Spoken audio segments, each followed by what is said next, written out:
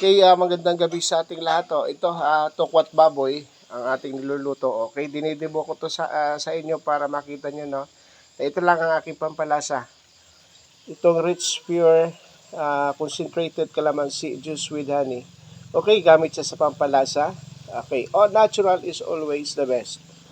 Okay, sinasabi ko nakakain ang ating pamilya na masarap na with vitamin C pa. Okay, ito lang, no? Ganito lang siya ka dami yung paglalagay natin. No, yung sabi ko, wala na tayong chemical inilalagay diyan. Ito kalamansi lang. No, gawin natin 'to sa ating mga tahanan kasi pag napakabango niyan, no? Kaya subukan natin 'to, no? Lumalaganap na rin po ang ating produkto.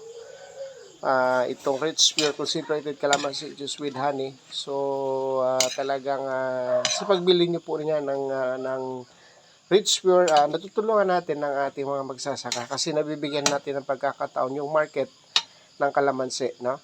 Okay? Maraming salamat po sa inyo.